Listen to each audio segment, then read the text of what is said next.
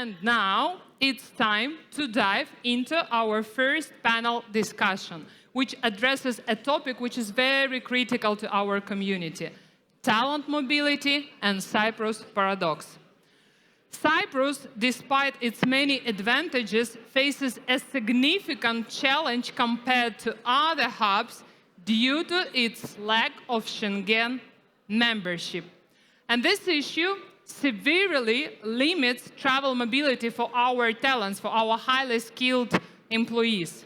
The visa issues, the difficulties in securing embassy appointments, this is all creating substantial barriers for those who have been relocated or considering to relocate in Cyprus. And today, we will explore potential solutions to these bottlenecks. Please join me in welcoming our esteemed panelists.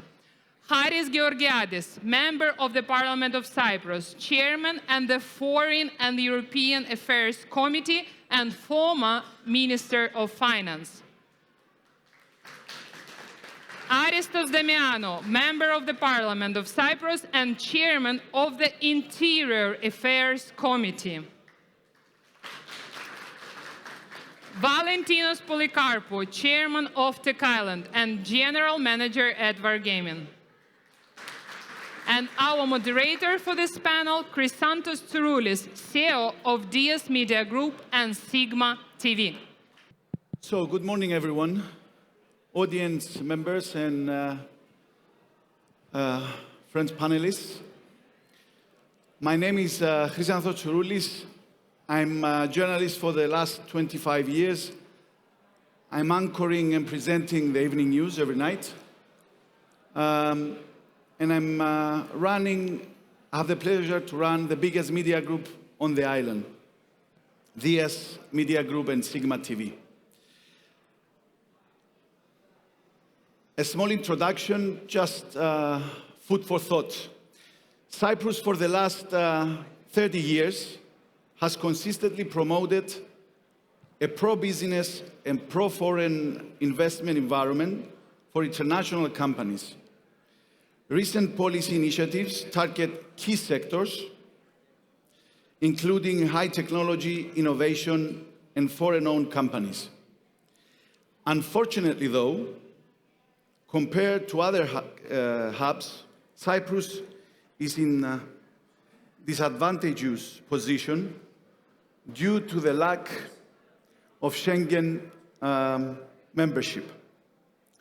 This minimizes travel mobility and accessibility for high-skilled professionals chooses to come to the island to work.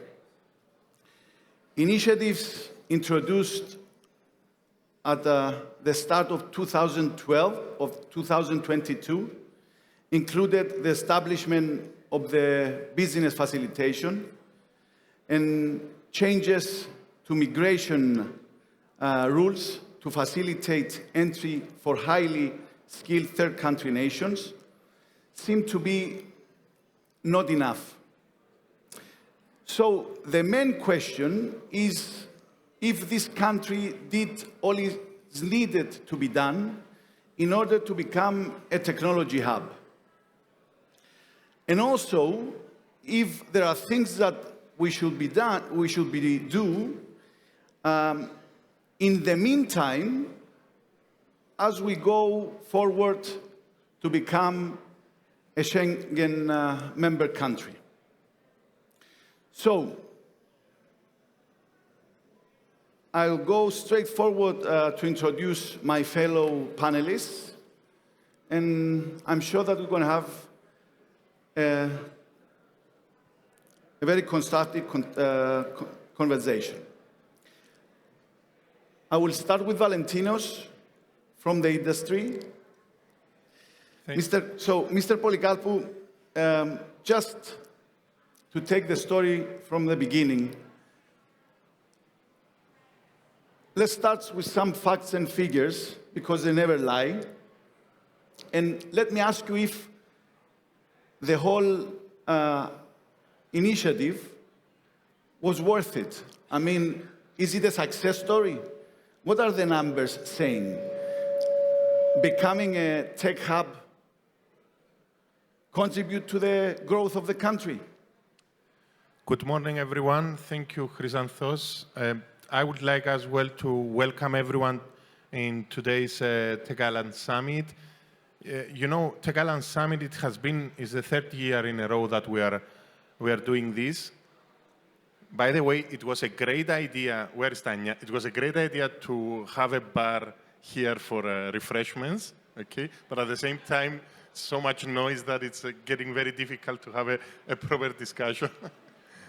So, indeed, the wider tech sector, Chrysanthos, has seen exponential growth in the last, let's say, 3 years, mostly in the last couple of years.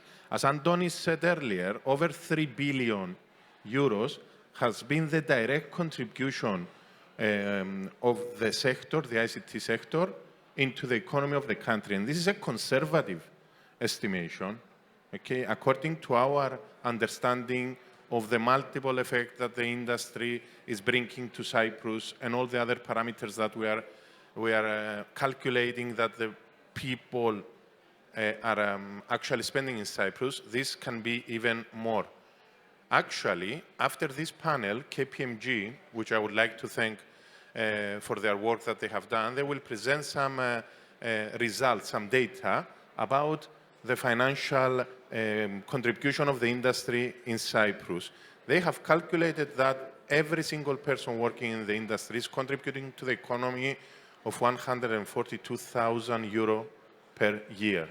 So, all this year we have managed to attract a lot of tech companies and a lot of tech talents in Cyprus. A lot of things has been done so far, and we are thankful for this. And by being in the position to bring highly skilled experts that they have contributed for Cyprus to become a hub technology, they are helping us at the same time to implement our strategy. Our strategy is to bring highly expert personnel in Cyprus that they will help the community, the local community as well, to upskill in order to meet the needs of the industry. Cyprus has seen growth in the ICT sector. Antonis said before, we are 4th in the European Union, okay?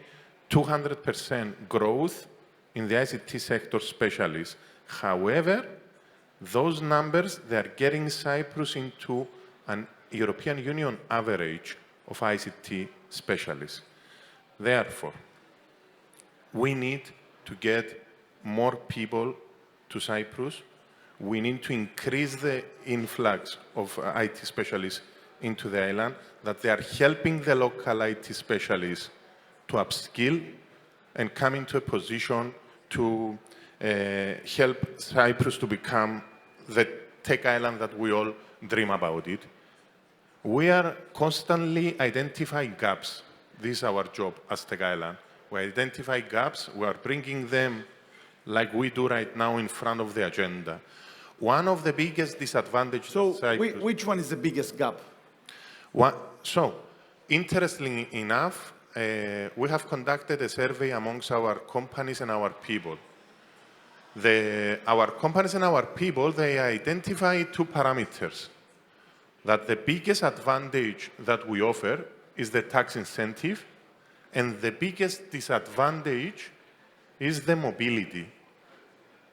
Mobility has become a very important thing for the people. Our specialists, since we're talking about having big companies in Cyprus with headquarters in Cyprus, they need to travel.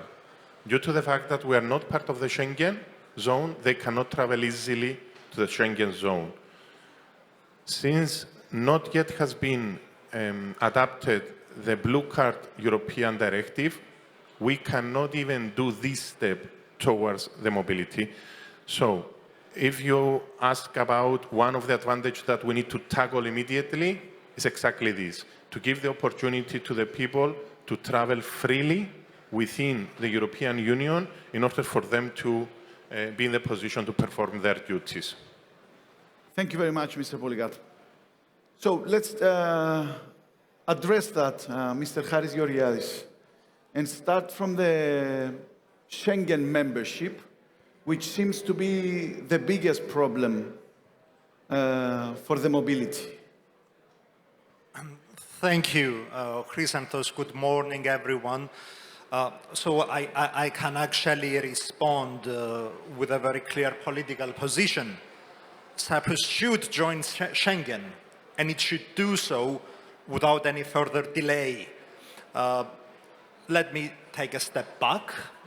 First of all, acknowledging the tremendous expansion of the tech community. I have actually been amazed by the progress of the last few years. I'm absolutely confident of the advantages that Cyprus already offers as a jurisdiction. It's not only tax, Valentinos, it is tax, but it's so many other things, including being a safe, friendly place to live, to work, to do business.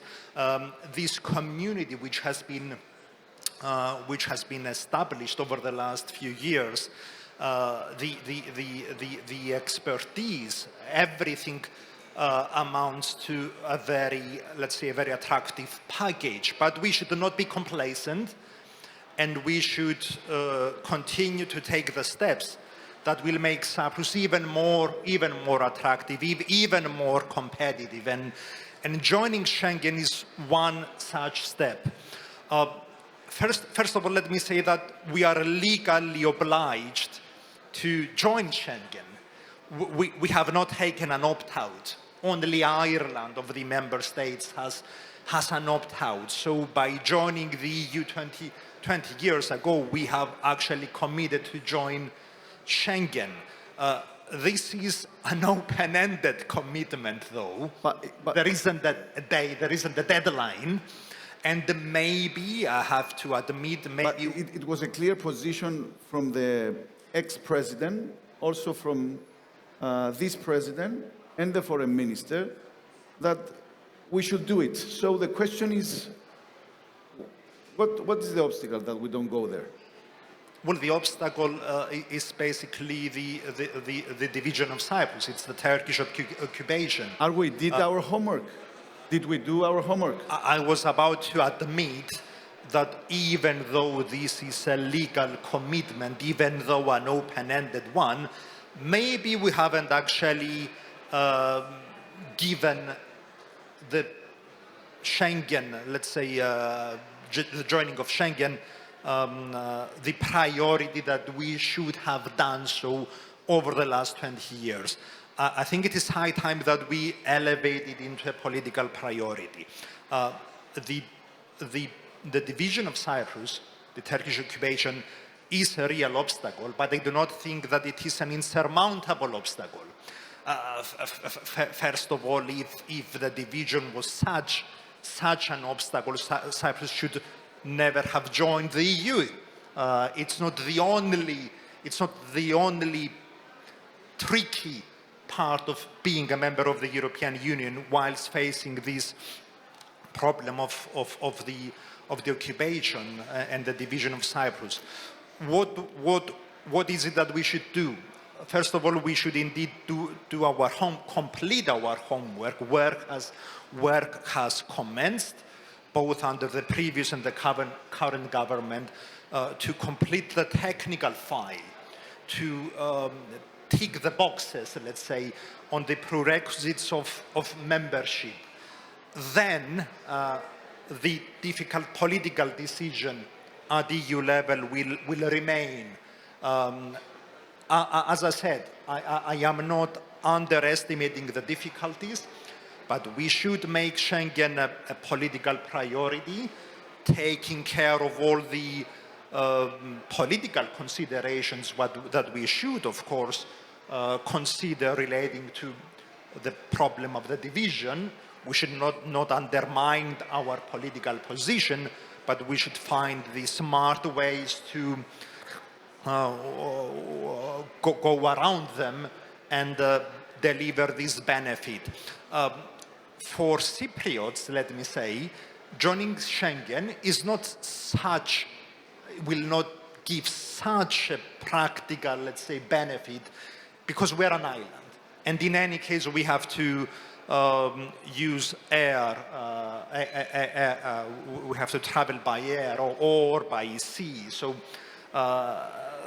not having, not being able to travel by on the land makes it less significant for Cypriots, but it is very significant for non-Cypriots who are legally living and working in Cyprus, and as things are right now, they have to secure a visa, and that's difficult. And so, for all the good reasons which make Schengen attractive for all EU member states, but for the additional reasons which apply to the tech industry and to the international community which is living and working in Cyprus, we should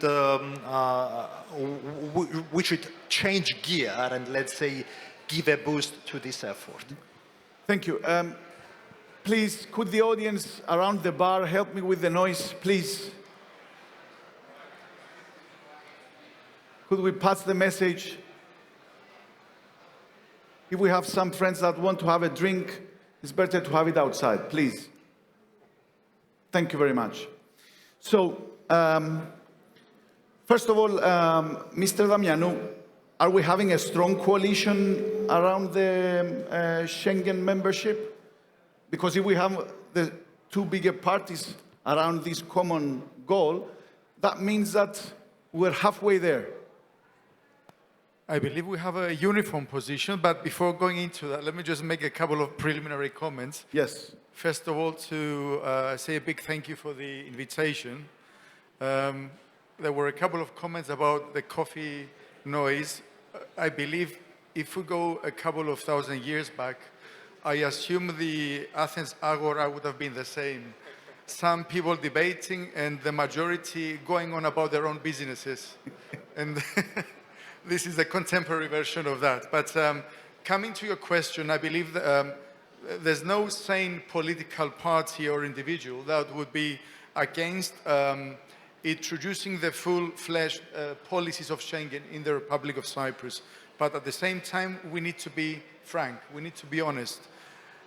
Without a political solution to the Cyprus problem, wherever that is, we cannot have a full-fledged application of the Schengen acquis in the Republic. However, there are quite a few things that can be done towards that direction. And on that note, I would agree with Haris that we need to complete as soon as possible our own homework and then go to the European Union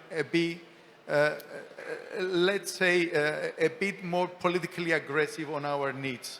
But this being said, I think I'm one of the bearer of good news as to Plan B at this point in time. And the Plan B, without doing away with the need to implement Schengen policies, is the blue card. I don't know if I'm running ahead of your questions. If you Yes, I was about to ask if we have a tool. I will pause here. Yeah, no, but let's go there because blue card, I suppose, it's a thing that will come in the parliament. You'll have it on your committee. So did the government do the job and now it's on the parliament? I think my comment will have added value coming from a politician of the opposition party, the main opposition party. The previous government, as well as this one, have worked quite a lot in the direction of creating a legal framework, not only as regards incentives, but with regard also to a legislative framework which will create conditions of safety, security, and mobility. So as of last March, we have the government bill on the blue card. It's a very voluminous bill. Actually, there are two laws exceeding 100 pages, A4 pages. We have begun discussing it on the 25th of April. Now, I have to be honest with you, we have identified a number of flaws in the governmental bill, and it seems that due to the need to have expedited procedures, this government did not complete the social discussion with the various stakeholders. So I was obliged to give a 2-week notice to all the stakeholders to submit, to table any MOUs, any positions they need to put forward in the committee. And our intention is to move on with this legislation before the parliamentary recess of July. Is there any resistance? I mean... No. Everybody moves towards the same direction, but there are differing angles, not so much from the political parties, but mainly from various stakeholders.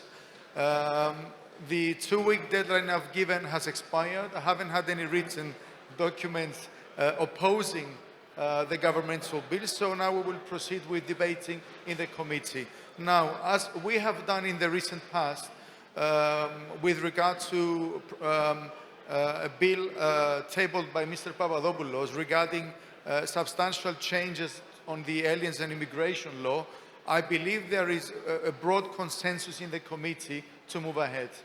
So, this being said, as soon as we complete with the discussion and send it to the plenary session in Parliament, I believe that we will secure the consensus in the direction of voting in favor of the blue card. As I said, there are some problems in the documents as they are, but the philosophy is there. Can you give us a time frame or not? Depending on the discussions, and as you are fully aware, Madam President is here, we have the parliamentary regulations that we need to follow. Even with the expedited procedure, we need at least a month or two to complete. So the worst case scenario would be September, but we will push ideally to make it before the parliamentary recess of July. The blue card will create a framework of mobility, stability, security, and safety, mainly not so much regarding people working, highly skilled people working, but mainly for the families as well. This is quite important to underline. And it will be a legislation that will give the opportunity to each government to decide the number of the blue cards? Yes. Or the parliament will decide the number? Well, eventually the parliament, based on the proposal of the government, but the executive decisions will be carried out by the government, by the executive. And we don't know the number now? No, but I believe that this government should take the message. We're discussing about an industry that contributes conservatively 13% to the GDP. I believe that we should do our level best to secure that the framework is there to continue with the growth of this remarkable industry. Good. So, yes. If I may, I would like to continue on that point of the quota for the blue card, because for us as an industry, this is a very, very important thing. We have data in front of us. The government knows exactly how many people already in Cyprus under the status of working permit in the areas of IT specialists. This is our first priority. We need to make sure that we have enough quota from the government to transform those people into blue card holders, based on the fact that, of course, they are eligible and the criteria are there. So, if I may do on public suggestion to the government, of course we will push this suggestion through official way. I believe that the government, they need to introduce high quotas on the beginning and then steadily remove those instead of the other way around. So we need some thousands of blue card holders in Cyprus. Those people are contributing to Cyprus economy, are contributing to Cyprus ecosystem. They are helping us, the locals, to upskill. And we need to be competitive with other economies like Germany, like Lithuania, Baltics in general, Poland, then they are looking forward in order to welcome third country nationals working in this area, in the tech sector. Yes. May I ask your experience in wargaming? I mean, you have people that are managing their teams from Cyprus all around the world. So, what are the problems that they're facing? That's an excellent example, and thank you for the question, Chrysanthos. It's not only wargaming. We are happy in Cyprus having other huge global companies. I mean, for example, I'm seeing Peter here about Exnes, that they are based in Cyprus as headquarters, and other companies that we host in Cyprus, our global leads, that they have teams all over the world. And they are not in the position to actually visit their teams, to have meetings with them, to be there because of the restrictions of the Schengen. And to add something more into this, embassies in Cyprus at least, and this is our example, and we can prove it, they actually do not give enough Schengen visas to the applicants. They are booking appointments for 3 months from now, okay, even 6 months from now. If you go and you receive a Schengen visa, it's not going to be a multi-entry, it's going to be a single one, etc., etc. So we are touching upon a hot potato. This is important. I refer again to the survey that we have conducted with IMR, and thanks IMR for being a partner to us.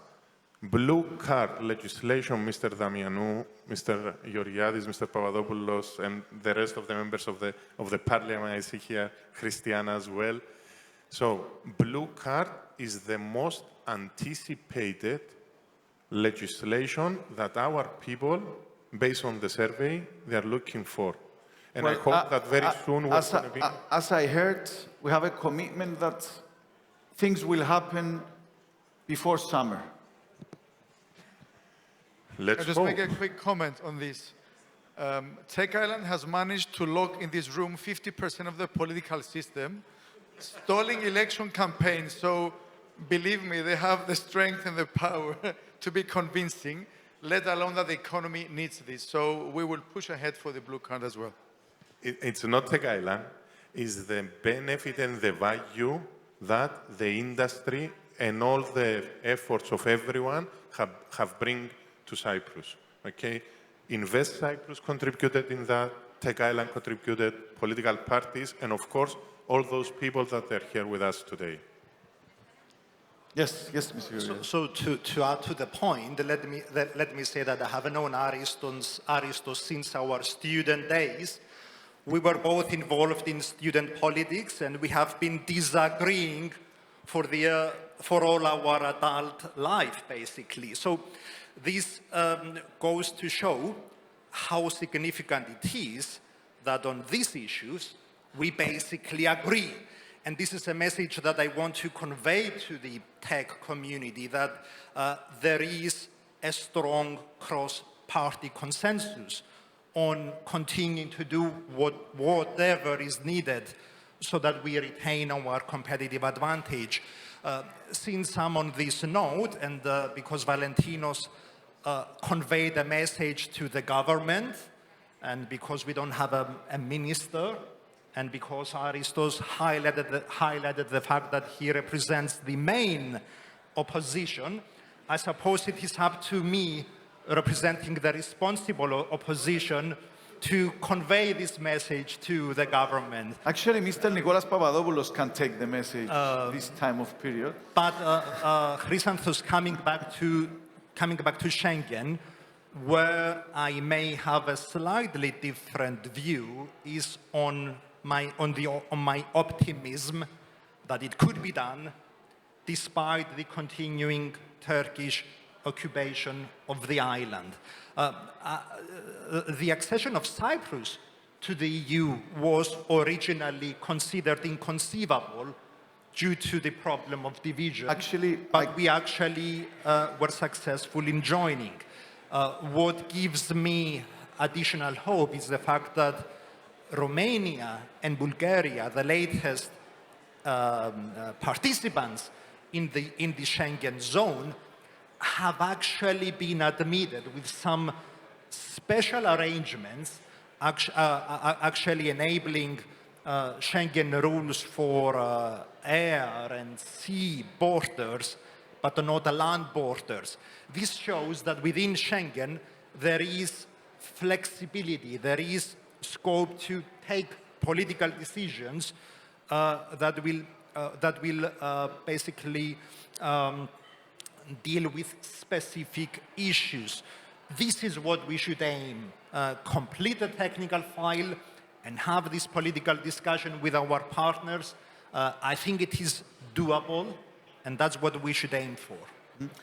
I was about to say that because I knew from yesterday that we're not going to have a governmental participation, I've tried to speak with the authorities, and I'm authorized to share with you the information that the bill that is already sent to Mr. Damianou's committee shows the commitment of the government on the blue card issue. And also, I'm also authorized to tell you that I feel strongly that government shares Haris Georgiades' thoughts, that for Schengen membership, they think that they can put on the side the Cyprus issue and make it work as it worked with the Cyprus accession in the EU, with the same philosophy. So, except from those two things, Mr. Polykarpou, is there any other fundamental issues that the industry is facing? I mean, we're talking about building an environment that is friendly for this committee. And I would like to take it back to basics. I mean, how about schools? How about bureaucracy? How about housing? So, behind all these numbers and all this success that we are discussing, we are referring to growth, we are referring to contribution to the economy and success story. There are people, there are families of those people. You can actually see a lot of them sitting amongst us. Those people, they have chosen Cyprus to relocate their business, to relocate their families, to relocate their lives. We can become their second home, and unfortunately, due to the war, for some people, their first home. In order to achieve this and be successful, we need to go back to the basics. Very correct said Chrysanthos. We need more schools, English-speaking schools. We need to incentivize investors in order to build schools, in order to have the opportunity to bring teachers from abroad to meet the needs of those people. It's not only Limassol, it's Nicosia as well, it's Larnaca, it's Paphos. We need to be in the position to offer to those specialists affordable housing, the opportunity to not spend the majority of their money into renting. And this also will benefit the local community as well. We need to convince, and this is our job at TechIsland, and we are doing this successfully through our common efforts. And at this point, I would like to thank my fellow colleagues in the board of TechIsland. We are all working towards the direction to continuously pushing the authorities, the bureaucracy, to become more flexible or even to become more efficient. We have a lot of anticipation on the recently voted bill of the naturalization, but we are desperate for the first success cases. We really need to have this into our hand. So, just to complete that, this is what we are doing in today's summit. We're going to discuss the challenges. There are other panels that are following, and at the end of the day, we want to refresh our agenda of priorities. Blue card will remain one of those, Aristos so don't worry about it. And be in the position to go advocate for it, argue about it, and that's it. And Chrysanthos, you, the media, you are helping us, and you have a role into this agenda. You have the role in order to convey a positive message about the community, about the contribution of the community, and about the needs of today and tomorrow, not only for the specialists, but for the families as well. I will take that as your last comment, please. So, Mr. Damianou, I mean, it's very difficult to explain to a specialist, a technology specialist, that he has to go and fill 30 different papers in order to have a business with the government. I mean, how difficult is it to establish an application with the government in order to make things easier? On an island that wants to be a tech hub. I think this is the million-dollar question. As you well know, my background is law.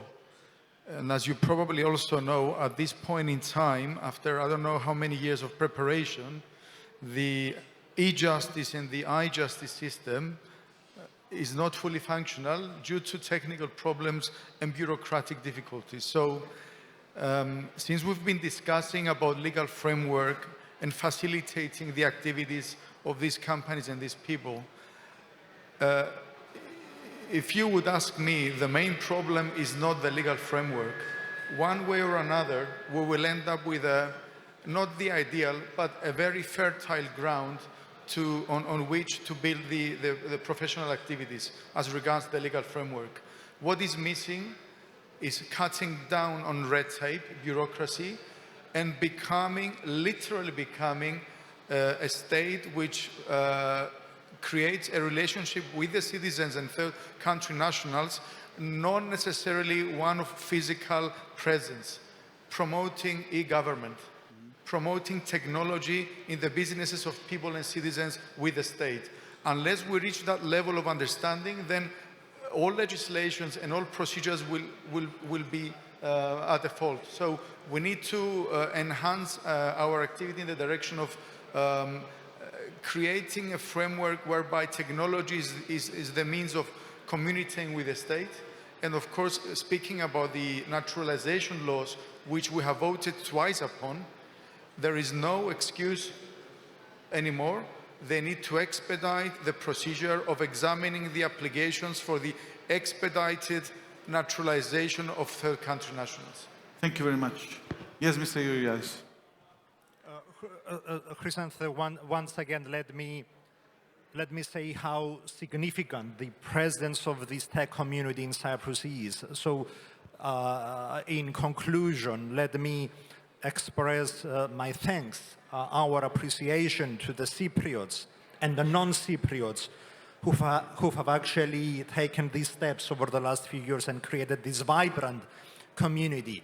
What you have heard from us today, this cross-party common message, is our response, and it is our joint commitment to continue to do what needs to be done to make Cyprus even more attractive, indeed to do away with bureaucracy and to promote reform as an ongoing process that will go hand in hand with the good efforts of the industry. And we shall continue to be your partners in this effort. So thank you very much once again.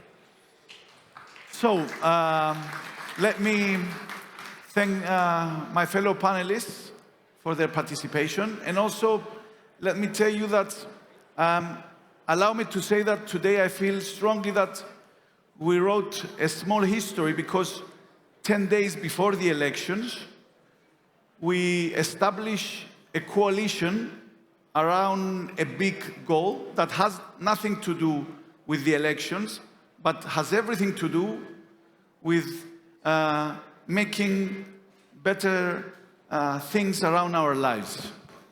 So thank you very much for being here. Thank you very much for your contribution. Thank you.